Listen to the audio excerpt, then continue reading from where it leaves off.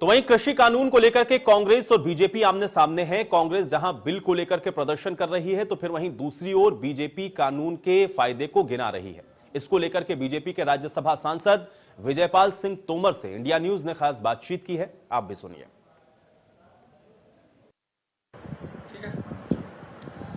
किसान बिल पर लगातार सियासत जारी है, घमासान पूरे देश में चल रहा है। हमारे साथ बातचीत करने के लिए मौजूद है राज्यसभा सांसद और बीजेपी किसान मोर्चा के पूर्व अध्यक्ष विजयपाल सिंह जी तोमर जी। तोमर जी, आज राजपथ पर ट्रैक्टर जला दिया।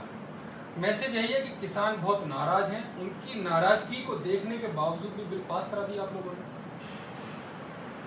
किसान नाराज नहीं है, लेकिन कुछ विपक्षी दल नाराज हैं। क्यों? क्योंकि उनके पास कोई मुद्दा नहीं है, उनकी कोई स्वीकार्यता नहीं है जनता में, तो वो किसानों को इसी तरह उकसाने और भड़काने का काम कर रहे हैं, गुमराह करने का काम कर रहे हैं, जैसे सीए के नागरिकता संशोधन बिल के खिलाफ किया था इन्होंने। और जिस तरह उस समय वहां पर गाड़ी में बैठाकर मजदूर बनाकर लाकर रेल की पटरियों पर बैठा के नाटक करते थे, उसी तरह से आज ये एक डीसीएम में लाद कर लाके पुराना ट्रैक्टर जलाकर एक नाटक करने का काम कर रहे हैं।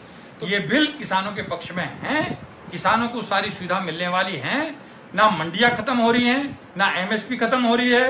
अब बाजार किसान के द्वार पर आ रहा है, किसान को यदि अच्छा रेट अपने घर पे मिलेगा। आप कहना चाह रहे हैं कि जो सीए कानून है और जो किसान विरोधी लोग हैं वो सब एक ही हैं? एक ही गैंग है, एक ही गैंग है जो उस तरह उन लोगों को उकसाने का काम कर रहा था, दंगे कराए, और अब किसानों को भड़काने का उकसाने का काम कर रहा। लेकिन देश का किसान बहुत समझदार है, मोदी जी के नेतृत्व में उनको अटूट विश्वास है, इनके बहकावे में आने वाला नहीं। खबर लखनऊ से है। आपको बता दें कि लखनऊ में पीएसपीएल छात्र विंग का प्रदर्शन देखने को मिला है और पुलिस ने पीएसपीएल के छात्र विंग पर लाठीचार्ज भी किया है। सीएम आवास का आपको बता दें कि यह घेराव कार्यकर्ता कर रहे थे। कृषि बिल, कानून व्यवस्था समेत कई मुद्दों पर यह प्रदर्शन किया गया। उस दौरान पुलिस को लाठीचार्ज भी करना पड़ा है, कार्यकर्ताओं की गिरफ्तारी भी हुई है। तो पीएसपीएल के छात्र विंग की तरफ से जोरदार प्रदर्शन किया गया। सीएम आवास का घेराव करने के लिए पहुंचे हुए थे। तस्वीरें हम आपको लखनऊ की दिखा रहे हैं, एक्सक्लूसिव तस्वीरें आप देख सकते हैं। सीएम आवास का घेराव करने के लिए पहुंचे हुए पीएसपीएल यूथ विंग के कार्यकर्ताओं को गिरफ्तार किया गया। मौजूद प्रगतिशील समाजवादी पार्टी कार्ड पर आप देख सकते हैं कि छात्र विंगों द्वारा किस तरह से उनके प्रदर्शन किया जा रहा है। भारी पुलिस बल मौजूद है, इनको रोका जा रहा है। आपको बता दें कि मुख्यमंत्री आवास का घेराव करने के लिए छात्र नेताओं के विंग जो प्रगतिशील समाजवादी पार्टी के हैं, इनके द्वारा बेरोजगारी मुद्दा, किसान बिल मुद्दा, तमाम सारे मुद्दे को लेकर, छात्रों की समस्या को लेकर ये प्रदर्शन कर रहे हैं और मुख्यमंत्री का घेराव करने के पीछे देखिए पुलिस से किस तरह से धक्का मुक्की किया जा रहा है। देखिए कार्यकर्ता पूरी तरीके से कार्यकर्ता आक्रोश में है।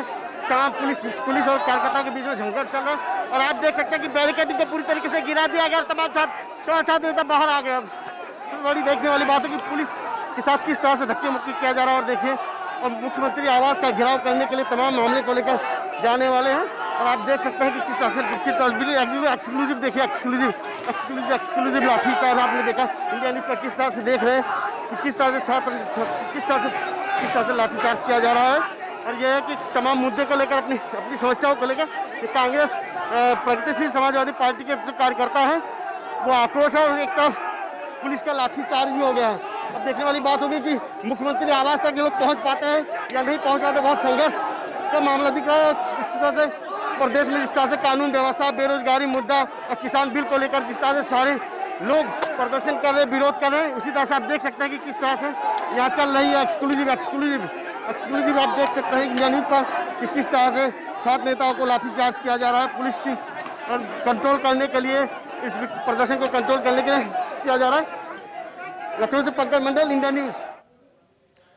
वहीं लखनऊ में उपचुनाव को लेकर के समाजवादी पार्टी के निशाने पर उत्तर प्रदेश की सरकार है और उपचुनाव वाली विधानसभा में पोस्टिंग ट्रांसफर हो रहे हैं। यह बात सुनील साजन की तरफ से कही गई है।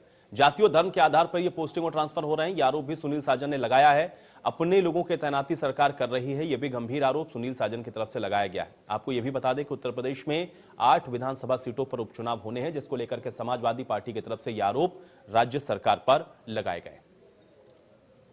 देखिए, समाजवादी पार्टी उपचुनाव को लेकर के पूरी तैयारियां हैं और जिस तरीके से भारतीय जनता पार्टी साजिश कर रही है, सरकार साजिश कर रही, योगी सरकार, जिन 8 जगहों पर उपचुनाव होने हैं वहां जाति देख करके, धर्म देख करके अधिकारियों को बाहर किया जा रहा है। वो पुलिस वाले हों, लेखपाल हों, तहसीलदार हों, एसडीएम हों, और चुनिंदा अपने हिसाब के लोगों को रखा जा रहा है। इससे ये साफ हो गया है कि सरकार जान गई है कि जनता में नाराजगी है, जनता बीजेपी को चुनाव हरा देगी। वो सरकारी तंत्र। तो उत्तर प्रदेश में इन दिनों आरोप प्रत्यारोप के बीच राजनीतिक उथल पुथल भी बेहद तेज है और नए राजनीतिक समीकरण के साथ साथ नए आरोप भी लगने शुरू हो गए हैं। अब समाजवादी पार्टी ने आरोप यह लगाया है कि यूपी की सरकार चुनाव से डर रही है और इसलिए प्रदेश में शिक्षक दल का चुनाव नहीं करवा रही है। उत्तर प्रदेश और बिहार में विधान परिषद के सदस्यों की सीट 6 मई से खाली है। 3 अप्रैल को भारत निर्वाचन आयोग ने बिहार और उत्तर प्रदेश के इन चुनावों को कोविड संक्रमण और लॉकडाउन को देखते हुए अगले आदेश तक के लिए स्थगित किया था। लेकिन बिहार को लेकर के 25 सितंबर को भारत निर्वाचन आयोग ने शिक्षक स्नातक चुनाव के लिए कार्यक्रम जारी करते हुए 22 अक्टूबर को चुनाव संपन्न करवाने के निर्देश दिए हैं। अब उत्तर प्रदेश में तारीखों का कहीं कोई जिक्र नहीं हुआ है, जिसको लेकर के भाजपा सरकार पर समाजवादी पार्टी की तरफ से यह आरोप लगा है कि यूपी सरकार चुनाव से डर गई है। इस आरोप पर भाजपा ने इन आरोपों को सिरे से खारिज कर दिया और भाजपा का कहना है कि वो चुनाव के लिए पूरी तरह से तैयार है। प्रदेश में और बिहार में एक साथ विधान परिषद के शिक्षक और स्नातक की सीटें 6 मई को खाली हुई थी। कोरोना के कारण इसको 3 अप्रैल को मुख्य निर्वाचन अधिकारी के द्वारा इसे बढ़ाया गया। भारत निर्वाचन आयोग ने इसे बढ़ाया और कहा कोरोना के बाद कराएंगे। लेकिन उत्तर प्रदेश सरकार इतना डर गई इस चुनाव से, बिहार का विधानसभा चुनाव घोषित हो गया, विधान परिषद चुनाव घोषित हो गया, जो हमारे 7 सीटें खाली हुई थी। लेकिन दुर्भाग्य की बात है कि उत्तर प्रदेश सरकार इतना डर गई। उत्तर प्रदेश सरकार ने भारत निर्वाचन आयोग से निवेदन किया कि इस चुनाव को टाल दिया जाए और भारत निर्वाचन आयोग एक स्वायत्त शासी संस्था है। किसी के निवेदन पर कोरोना बिहार में नहीं हो सकता, उत्तर प्रदेश में हो सकता है। समाजवादी पार्टी हो या अन्य कोई पार्टी आरोप लगाएं वो एक अलग विषय है, लेकिन न तो हमारी सरकार की ओर से न किसी की ओर से चुनाव आयोग को कोई दबाव है। चुनाव आयोग स्वतंत्र संस्था है, वो कल चुनाव करा ले। भारतीय जनता पार्टी सदैव चुनाव के लिए तैयार रही है और जितना होमवर्क भारतीय जनता पार्टी ने किया है, मुझे नहीं लगता किसी पार्टी के पास कोई होमवर्क है। इसलिए वो उनका आरोप निराधार है। सरकार कभी चुनाव से भागती नहीं। हमारी तो वर्चुअल रैलियां चल रही हैं, वर्चुअल मीटिंगें चल रही हैं, बाकी सब जगह सन्नाटा है। तो